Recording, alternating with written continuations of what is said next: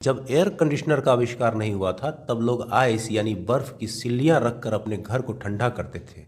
बर्फ की सिल्लियां उस समय टन के हिसाब से बिकती थी। हम जानते हैं कि हीट हाई टेम्परेचर से लो टेम्परेचर में ट्रांसफर होता है और इसी कारण रूम का उच्च तापमान बर्फ की उस सिल्ली के निम्न तापमान की ओर ट्रांसफर होने लगता है और बर्फ की सिल्ली रूम के उच्च तापमान को एब्जॉर्ब करके पिघलने लगती है।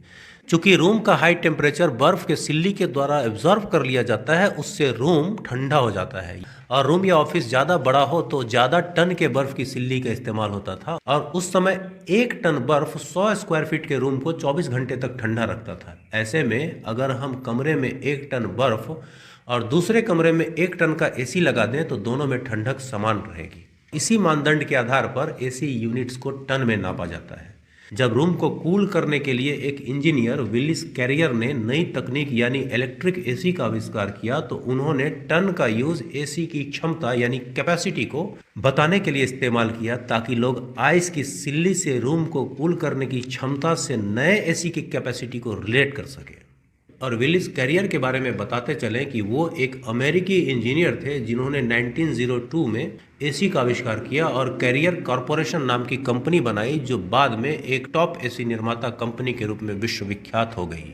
एसी आपके घर या ऑफिस को गर्मी के महीने में ठंडा रखने का काम करता है। एयर कंडीशनर और घर में रखा हुआ फ्रिज दोनों एक ही फॉर्मेट पर काम करते हैं। फर्क यह है कि फ्रिज एक छोटे से स्थान को ठंडा करता है, जबकि एसी घर या ऑफिस में आरामदायक तापमान देता है। अगर आपका कमरा 100 स्क्वायर फीट से बड़ा, मान लीजिए 170 स्क्वायर फीट का है और आपने 1 टन का ही एसी लगवाया है, तो पूरे कमरे में 1 टन बर्फ के बराबर ठंडक मिलेगी। इसीलिए बड़े कमरे के लिए 1 टन का एसी पर्याप्त कूलिंग नहीं दे पाएगा। ऐसे में रूम को ठंडा होने में काफी समय लग सकता है। वहीं अगर आपने 100 स्क्वायर फीट कमरे के लिए 2 टन का एसी लगा दिया तो वह भी सही नहीं है। कारण यह कि आपके कमरे को सुपर कूल तो कर देगा, लेकिन फालतू की बिजली खर्च होगी, स्वास्थ्य की हानि तो अलग। अब जानते हैं दोस्तों एसी काम कैसे करता है। गर्म हवा एसी में लगी हुई ग्रिल के पाइप से निकलकर रेफ्रिजरेंट से गुजरती है, जो इसकी गर्मी को अवशोषित यानी एब्जॉर्ब कर लेती है।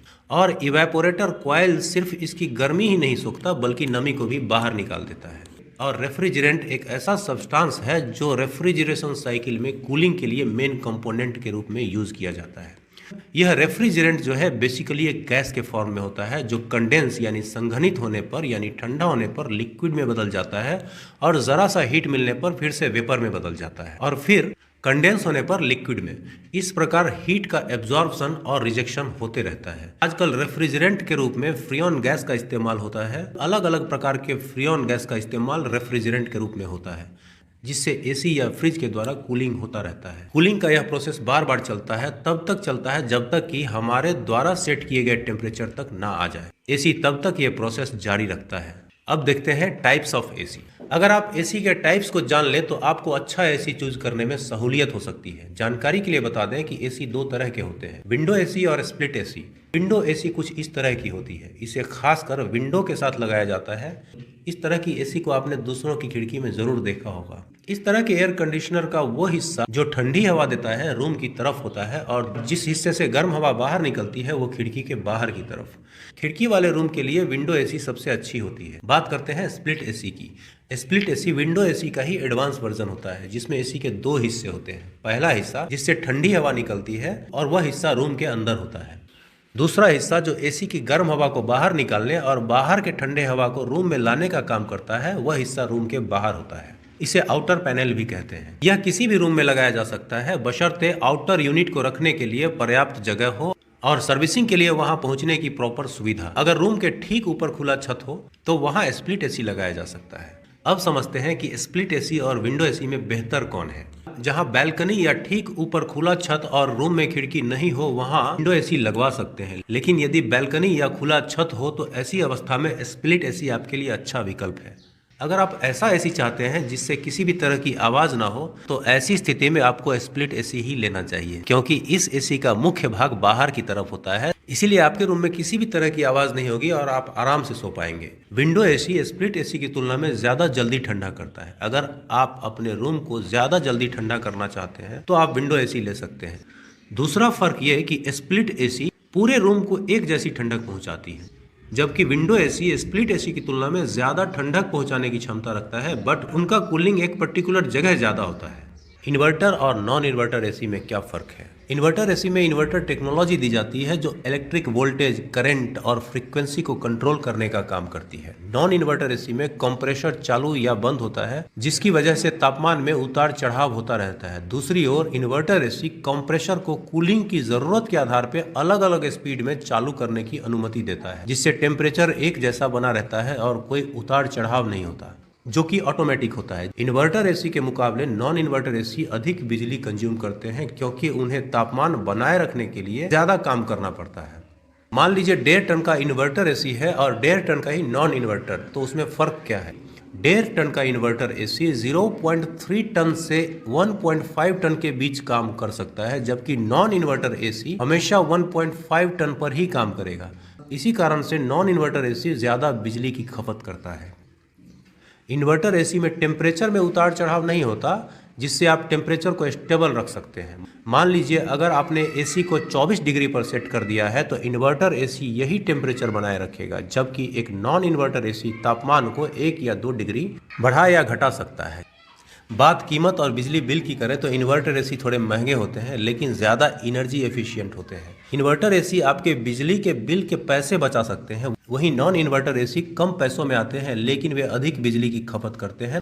शोर का स्तर, inverter AC non inverter AC की तुलना में शांत होते हैं, क्योंकि कंप्रेसर की स्पीड कूलिंग की ज़रूरत के हिसाब से एडजस्ट होती है।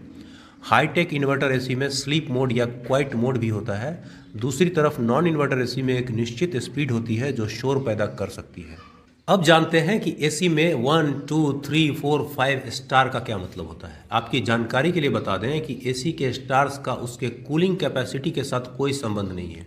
1 स्टार वाली एसी भी उतनी ही ठंडक देगी जितनी 5 स्टार वाली एसी देती है, लेकिन एसी के स्टार्स एसी के पावर कंजम्पशन यानी कि रूम को ठंडा करने के लिए कितना बिजली का प्रयोग करेगी उसे दर्शाती है। यानी जिस एसी में स्टार्स ज़्यादा होंगे वह उतनी कम पावर कंज्यूम करेगी। इसीलिए अधिकतर लोग यही एडवाइस देते हैं कि हमेशा ज़्यादा स्टार वाली एसी लेनी चाहिए। लेकिन जब हम अपना ध्यान ज़्यादा स्टार वाली एसी की तरफ ले जाते हैं तो ज़्यादा स्टार के साथ एसी का दाम भी अपने आप बढ़ जाता है।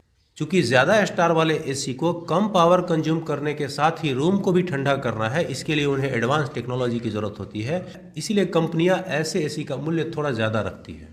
अब जानते हैं कि कौन तय करती है यह रेटिंग। अमेरिकी ऊर्जा विभाग द्वारा 1992 में स्टार रेटिंग सिस्टम की शुरुआत की गई। इस रेटिंग को अधिकांश देशों द्वारा अपनाया गया है। भारत में भी रेटिंग देने का यह काम ब्यूरो ऑफ एनर्जी एफिशिएंसी यानी BEE देती है। तो एसी की खरीदारी करते समय अगर आप इन सभी बातों पर ध्यान रखते हैं तो आपको बाइंग डिसीजन में सहूलियत और लॉन्ग टर्म में फायदे होंगे।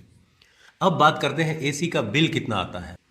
मोटे तौर पर 5 स्टार एसी 1 घंटे में 0.8 यूनिट्स खर्च करती है, जबकि 3 स्टार एसी 1 घंटे में 0.96 यूनिट्स खर्च करती है, और वहीं 2 स्टार एसी 1 घंटे में 1.02 यूनिट खर्च करती है। इसका मतलब यह हुआ कि यदि 5 स्टार एसी एक दिन में 8 घंटे चलती है तो वह एक दिन में 6.4 यूनिट बर्न करेगी और महीने में करीब 192 यूनिट्स। एक बात और जोड़ते चलें कि भारत सरकार के ब्यूरो ऑफ एनर्जी एफिशिएंसी यानी BEE ने साल 2020 से एसी का डिफ़ॉल्ट टेम्परेचर 24 डिग्री तय किया है। इसका मतलब ये नहीं कि एसी का मिनिमम टेम्परेचर 24 रहेगा, बल्कि इसका मतलब ये हुआ कि जब आप एसी ऑन करेंगे तो 24 डिग्री के ही टेम्परेचर से एसी ऑन होगा।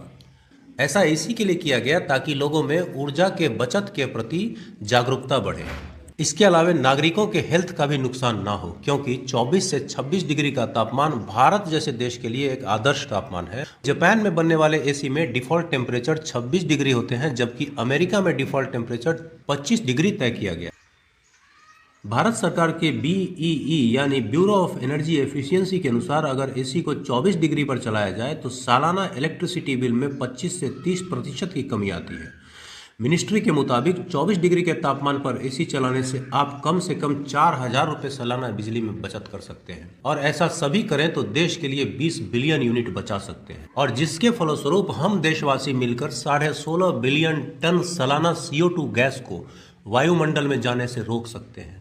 इतना ही नहीं, देश के लिए 10,000 करोड़ रुपए सालाना बचा सकते हैं। तो दोस्तों, इससे 3 फायदे हुए: देश के सीमित विद्युत ऊर्जा का न्यायोचित उपयोग, बिजली बिल में भी बचत, और पर्यावरण और स्वास्थ्य से संबंधित लाभ भी। एसी में बैठने से होने वाले नुकसान। एसी में लगातार बैठने से शरीर की नमी खत्म होती है, ड्राइनेस बढ़ता है स्किन का। ठंड और ड्राइनेस से जर्म्स तेजी से फैलते हैं, नाक के जरिए शरीर में प्रवेश करते हैं। ऐसे में इन्फेक्शन, जुकाम, सिर दर्द की समस्या हो सकती है। जिन्हें पहले से एलर्जी की दिक्कत है उनके लिए परेशानी और ज़्यादा बढ़ सकती है। शरीर की मांसपेशियों में अकड़न आती है, जोड़ों में दर्द और अन्य समस्याएं पैदा होती हैं। एक बात और बता दें कि यदि हम एसी का इस्तेमाल करते हैं तो खिड़की और दरवाजे पूरे तरीके से बंद कर लेते हैं। ऐसे में लगातार जब हम बंद कमरे में रहते हैं तो कमरे की हवा भी प्रदूषित हो जाती है और सांस के जरिए ये दूषित हवा ही हमारे शरीर में पहुंचती है। इससे शरीर में ऑक्सीजन की कमी होने का रिस्क बढ़ता है। सो अगर संभव हो तो बाहर का दरवाजा थोड़ा खोल कर ही रखें। उसके अलावा एसी में लगातार रहने से हमारे शरीर को कंफर्ट की आदत हो जाती है, ज़्यादा मेहनत नहीं करना चाहते, इसके कारण शरीर की कार्य क्षमता कम हो जाती है। ऐसे में मोटापा बढ़ने का रिस्क बढ़ जाता है। तो एसी के नुकसान से बचने के लिए क्या करें? एसी का इस्तेमाल छोड़ दें? नहीं, आप एसी का कम इस्तेमाल करें। दिन में कुछ समय के लिए खिड़की, दरवाजे सब खोल दें। कभी कभी गर्मी को भी झेलें ताकि शरीर का इंड्योरेंस बढ़ सके, शरीर के सहन करने की क्षमता बढ़ सके। अंत में एक थ्योरी, मध्य मार्ग, जिसमें कहा गया है अति आराम या अति की तकलीफ दोनों सही नहीं है। दोस्तों आज के लिए इतना ही। मिलते हैं किसी नए वीडियो में, किसी नए टॉपिक के साथ, ज्ञानवर्धक टॉपिक के साथ। अगर वीडियो अच्छा लगा हो, इन्फॉर्मेटिव लगा हो तो प्लीज़ लाइक, अगर चैनल पे नए हो तो प्लीज़ सब्सक्राइब। तब तक के लिए शुक्रिया। Thanks for watching.